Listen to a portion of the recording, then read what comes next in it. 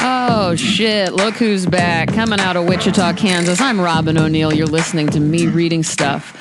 I'm on iTunes and Podomatic. Go ahead and subscribe. Go ahead and give me a rating if you feel like it. But more than anything, share this with your friends if you think someone would like it. The biggest selling point, as I've learned from friends all over the country, I'm just kidding. Kate here in Wichita told me the biggest way she can sell it to people is by saying it's under 10 minutes. And that is kind of the charm of this podcast, if there is a charm. I keep it short. I know we're busy. We got shit to do. I'm not going to overburden you. How are you guys? Are you hanging in there? Do you wish you would have gotten up earlier today? I do. Do you think green tea speeds up your digestion a little too much? I do. That's why I avoid it. Do you worry you might have a low-level case of eczema? I am wondering what this red patch of weirdness on my thumb is right now, to be honest with you. So yes. Do you pick at weird parts of your body? Not weird parts of your body, but like, do you pick at your nails when you get nervous? I pick at all sorts of things on my hand when I get nervous. I have a drawing callus on my middle finger here that's pretty heavy duty, you know? The years of drawing will cause an enormous drawing callus. I pick at that when I'm nervous or when I don't want to talk to somebody. God, why are all my questions kind of disgusting today? I apologize. I don't know. My stomach is kind of mildly hurting me. And when that happens, I just start to feel all over gross and upset about everything. So I apologize. I'll be better soon, I'm sure. So you guys, I'm about to post something. By the way, you can always come fuck with me over on Instagram and Twitter. Tell me how you're doing. Tell me what you're thinking about over there, especially on the Instagram comments. My handle is ROBYN_ONEIL. The reason I'm mentioning it is because I was about to, I'm going to be posting a very special photo to me. Last night, there was a cocktail party that a wonderful woman named Trish here in Wichita hosted for me and Harvester Arts and the project we're working on here, which you can find out more about on Harvester Arts' Facebook page. I'll put a link to that for you guys. You can find out what we're doing here. But while I was there, I got to meet someone who is an enormous hero in my life. And it was unexpected. I didn't know that coming to Wichita, I would get to meet this person. But the three Harvester Arts people are Ryan, Kate, and Kristen. And Ryan's father, his name is Bud Gates. And some of you will get excited when I say this. Bud Gates is the man behind Book It, the Pizza Hut personal pan book club that was started. I don't know if it was started in the early 80s or what, but I experienced it and participated hardcore in the 80s when I was a kid in Omaha, Nebraska. And that goddamn program meant so much more to me than I could ever say. It was sort of the first moment that I realized something about reading could connect me to the bigger world, actually. And so when I got to meet Bud Gates last night, I started to cry, and it was kind of embarrassing, but it's not often you get to meet a marketing genius who did something that really altered your life as a kid. So for those of you that don't know about Book It, it was a program through Pizza Hut that a lot of public schools participated in, and your teacher was in charge of keeping track of how many books you read, or you had to tell her, and then you got this star point system, and whoever would meet the goal, you get your personal pan pizza. And I remember those days when my parents would take my brother and me to Pizza Hut to get that.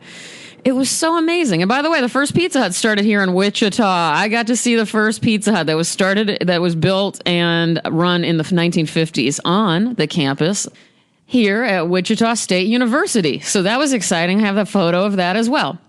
But speaking of Wichita State University, I picked up the newspaper this morning. It's called the Wichita Eagle, and I saw a little photo of Allen Ginsberg at the upper right, and it said, celebrate the 50th anniversary of Wichita Vortex Sutra, famous Ginsberg poem. He was traveling around the Midwest in 1966, recording his voice into a little recorder, and he ended up staying in Wichita for several weeks, kind of completing this poem. And they will be celebrating it at Wichita State University this Sunday, February, I think that's 21st, in the Radigan Student Center at 1 p.m. if you're interested. I know we have a lot of Wichita listeners, so I wanted to make sure you guys were aware of that. Now, I'm going to be honest with you. Ginsberg, as popular as he is, and I know he's an amazing poet, it's never been my obsession. Ginsberg has never been somebody that I've been completely enthralled with, although every time I read anything by him, I'm impressed. But I just feel like I'm here in Wichita. It's the 50th anniversary of this poem, and why not read it? It would seem kind of stupid if I didn't read it, to be honest with you. So let's do this. You can find this poem in his book, Planet News. I will put links for everything that you need, of course, in the description of the podcast. It's also in several collected books of his. So it's Allen Ginsberg. It's Wichita Vortex Sutra. This is from 1966. I'm going to read an excerpt from the beginning of the poem. It's a very long poem. Can't read it all. Here we go. I'm an old man now, and a lonesome man in Kansas, but not afraid to speak my lonesomeness in a car, because not only my lonesomeness, it's ours, all over America. O tender fellows, and spoken lonesomeness is prophecy in the moon 100 years ago, or in the middle of Kansas now. It's not the vast plains mute our mouths that fill at midnight with ecstatic language, when our trembling bodies hold each other, breast to breast on a mattress. Not the empty sky that hides the feeling from our faces, nor our skirts and trousers that conceal the body love emanating in a glow of beloved skin. White, smooth abdomen down to the hair between our legs. It's not a God that bore us that forbid our being, like a sunny rose all red with naked joy, between our eyes and bellies. Yes, all we do is for this frightened thing we call love. Want and lack. Fear that we aren't the one whose body could be beloved of all the brides of Kansas City. Kissed all over by every boy of Wichita.